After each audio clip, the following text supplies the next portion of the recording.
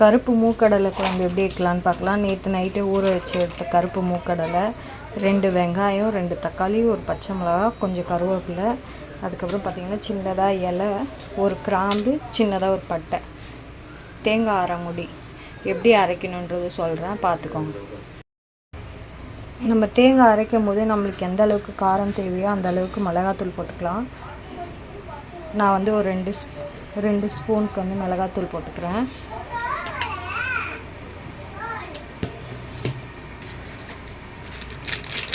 அது கூடவே கொஞ்சமாக கரம் மசாலா.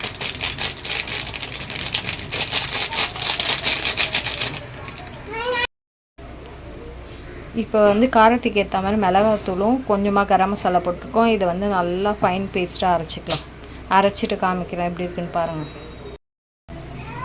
தேங்காய் நல்லா பேஸ்ட் மாதிரி அரைச்சாச்சு. இப்போ எப்படி பண்ணுறதுன்னு பார்க்கலாம். குக்கர் நல்லா ஹீட் ஆகிடுச்சு. தேவையான அளவு எண்ணெய் ஊற்றிக்கலாம். எண்ணெய் நல்லா ஹீட் ஆகட்டும். எண்ணெய் நல்லா ஹீட் ஆகிடுச்சு. பட்டை, சோம்பு, இலை, ஒரு லவங்கம் போட்டுக்கலாம்.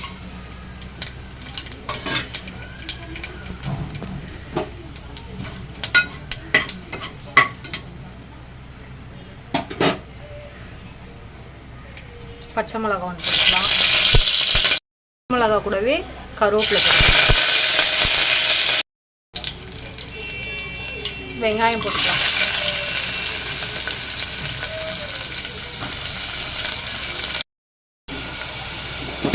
வெங்காயம் நல்லா வதக்கிக்கலாம்.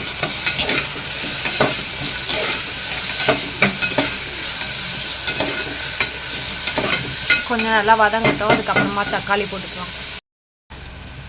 வெங்காயம் நல்லா வதங்கிடுச்சு. இப்போ வந்து தக்காளி போட்டுக்கலாம்.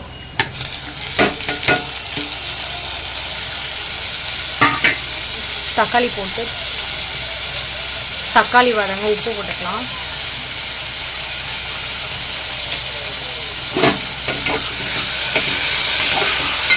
தக்காளி நல்லா குழைய வதங்கட்டும்.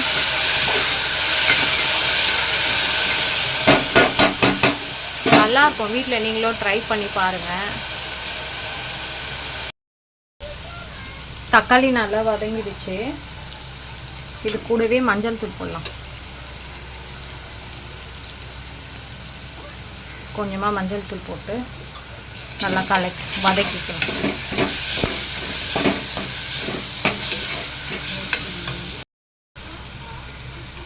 சுண்டலை வந்து போட்டுக்கலாம். மூக்கடலையை போட்டு நல்லா மிக்ஸ் பண்ணிக்கலாம்.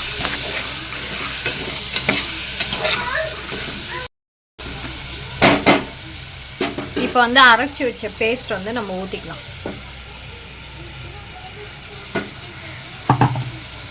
ஊற்றிட்டு ஒரு 2 நிமிஷம் நல்லா கலரி விட்டு அப்படியே விட்டுருங்க.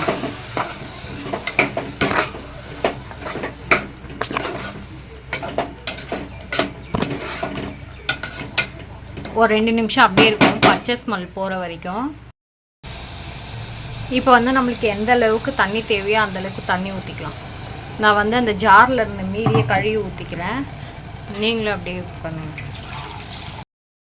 இப்போ தேவையான அளவு தண்ணி ஊற்றியாச்சு. இப்போ நல்லா மிக்ஸ் பண்ணி விட்டுடலாம். நான் வந்து குக்கரில் தான் பண்ணியிருக்கேன். அதனால் விசில் விடணும். மூக்கடலை வேகிற அளவுக்கு நம்ம எத்தனை விசிலோ அத்தனை விசில் விடணும். இப்போ தண்ணி ஊற்றிட்டு உப்பு காரம் இருக்கான்னு மட்டும் செக் பண்ணிவிட்டு குக்கரை மூடிடலாம். எனக்கு தேவையான அளவுக்கு நான் இப்போ தண்ணி ஊற்றிட்டேன். இப்போ குக்கரை வந்து நல்லா மூடிடலாம். மூடிட்டு விசில் விடலாம். நான் ஒரு 6-7 விசில் கிட்ட விடுவேன். விசில் விட்டதுக்கப்புறம் நான் ஓப்பன் பண்ணி காமிக்கிறேன். குழம்பு எப்படி இருக்குன்னு பார்க்கலாம். குக்கர் ஓப்பன் பண்ணிட்டோம். குழம்பு எப்படி இருக்குன்னு பாருங்கள். நீங்கள் வீட்டில் ட்ரை பண்ணி பாருங்கள். ட்ரை பண்ணி பார்த்துட்டு டேஸ்ட்டு எப்படி இருக்குன்னு கமெண்ட் பாக்ஸில் கமெண்ட் பண்ணுங்கள். தேங்க்யூ.